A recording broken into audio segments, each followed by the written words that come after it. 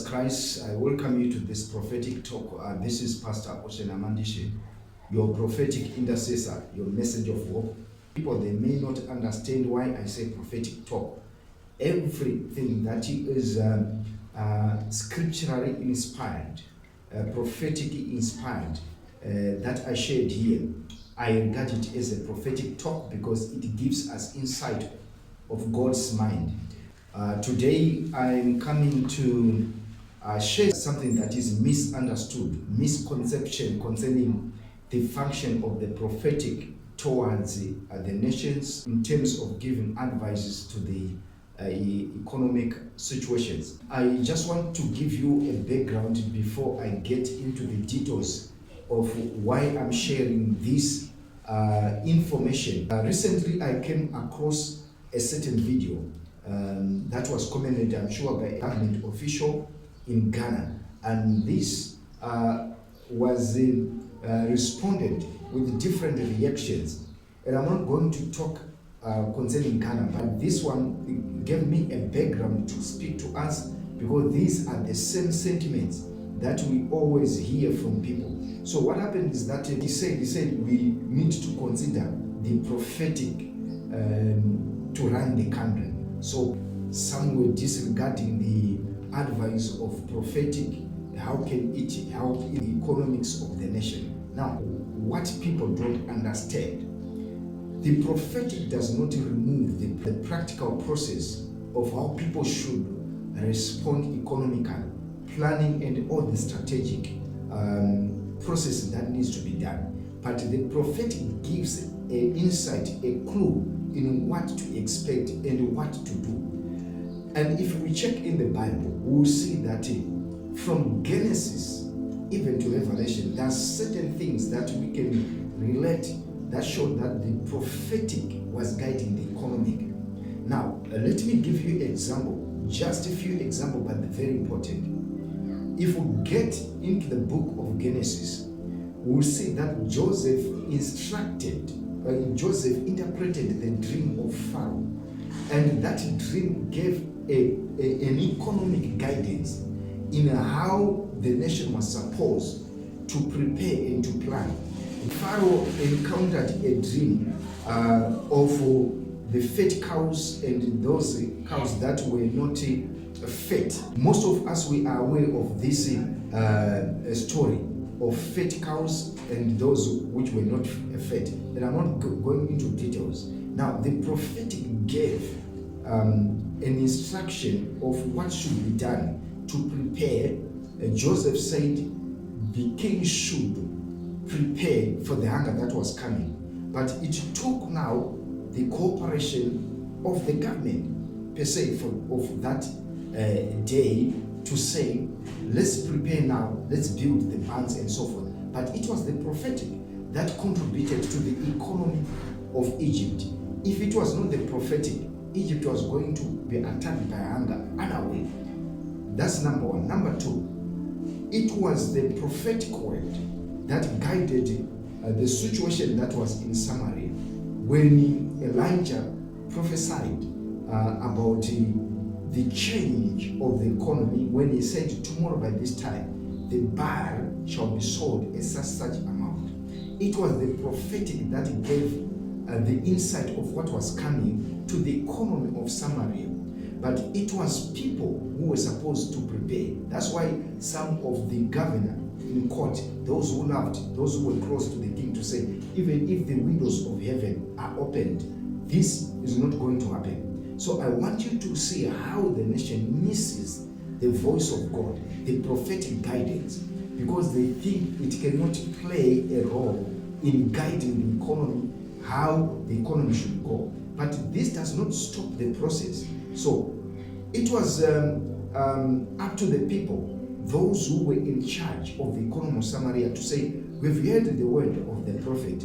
The prophet cannot build, the prophet cannot do all these things. We have something to do, we have people. Let us prepare what is coming. But they didn't. That's why their economy crashed in one day. People just stampeded. They took everything, they did not prepare and structured how they are going to sell what was coming.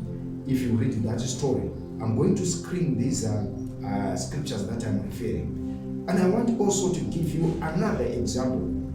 It was the prophetic of Daniel that gave insight about the political situation that was coming to the world, even in the dispensation of King Nebuchadnezzar, when he dreamt that structure, the famous structure, the statue from head to toe, that was talking about the kingdoms that were coming. So all these were also going to affect the economy of Daniel's time, because if they were not aware of what was coming, and if this king was not aware of what was coming politically, he was not able to prepare.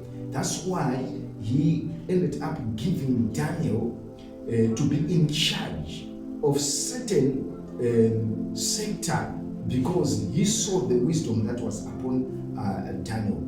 The same applies. Pharaoh saw the wisdom that was upon Joseph, and he gave him the mandate to be a minister over the land of Egypt. So the prophetic can play a role, can even guide how the economy can run, but it does not remove the process part of it. Let me give you an understanding. I once shared how people misunderstand how the prophetic and those who are economists or scientists fail to understand how these two collaborates. For example, there was hunger for 3 years in the land of Israel, and David tried everything that he could do, but there was no rain. For 3 consecutive years, there was drought. So when he consulted the Lord, he was told, because of Saul, who killed the Gibeonites, so the heavens were locked. Now, it was the prophetic that unlocked the answer, because they tapped into the mind of God, and the prophetic word came. Now, it was up to people to prepare and to do the right thing so that their economy could function again, because without rain, there was no economy for David, there was no economy for Israel. So when people say we might consider the prophetic in running the nations or the economy, it does not necessarily mean people should not do what they're supposed to do. Those who are economics should do what their part, the scientists should do their part. But you see, when we come to the scientists, people can say we have El Nino. It is the one that locked the heaven. But if you search with the prophetic mind, with the prophetic insight of God, you will hear the word saying, it is not about the El Nino, but because what will be happening environmentally, and also how people start the patterns of weather, it will manifest as El Nino. What will be happening spiritual is because of the sin that was committed. So how can we address the economy that is affected by something that is spiritual, but it is manifesting scientifically? We need to go back to the spiritual, so that this is where the prophetic works. And this is why you are seeing the nation, the country, even here in our own nation, even our own nation, Zimbabwe, is because people, they ridicule, they laugh the prophetic advice that will be coming from the prophets of God. I'm talking about genuine prophets of God. As much as we know that sometimes the prophetic can cause confusion, but that does not remove that there are genuine prophets of God that can bring the direction by which the nation can go. So people who rather listen to the journalists, scientists, and so forth, economists, while all this is correct, sometimes they are just seeing on the surface the manifestation part of it. It's like rain. People say the rain comes because there is evaporation, photosynthesis, all those scientific things that will be learning, and the clouds will be formed and the rain comes. That's correct 100%. But beyond that process, it is God who have the keys of rain. If God locks, we will not see the scientific process. So the scientific process, the economic process can manifest itself. For example, people say our currency is not performing because people are doing all these, what we call parallel rates and so forth, and people will be arrested and so forth. While all these are measures to try to curb so that the economy cannot balloon in a certain way and so forth.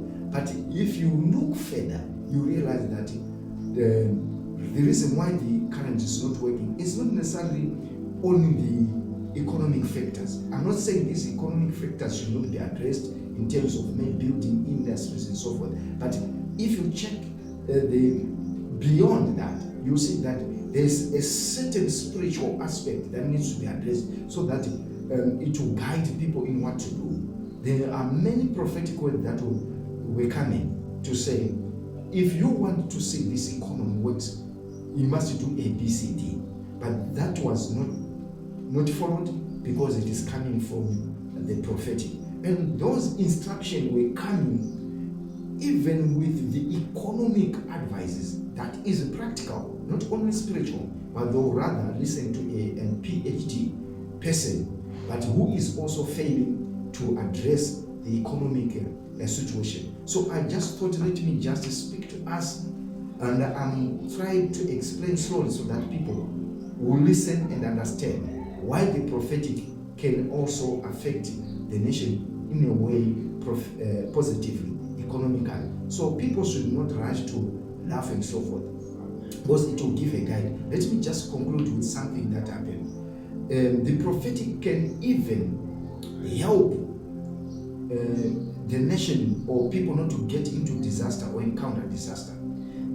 Previously, I saw a plane crash, and recently I saw a similar vision. Now, if people take heed to search and put precautions, it will help their people, because they will no longer encounter that disaster.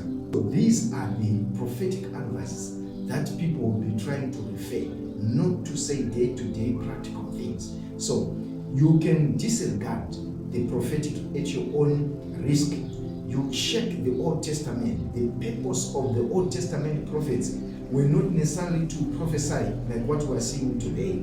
I'm not saying those who are prophesying and giving details of people. In some cases, it's not wrong, but sometimes it's just for a show. But these old prophets, they give us a template and what God wanted the nation to expect from prophets of God to guide the nation in terms of how it should live. Second, to guide even the kings. And when we talk of the kings, these are the people who have the keys of economy and the political. And if you check Old Testament, these prophets, they were moving in those normally 3 dimensions, speaking to the nation, kings, although they were speaking to individuals, but it will touch the nation. And God bless you for taking time to listen to this prophetic talk, prophetic advice and understanding. Shalom.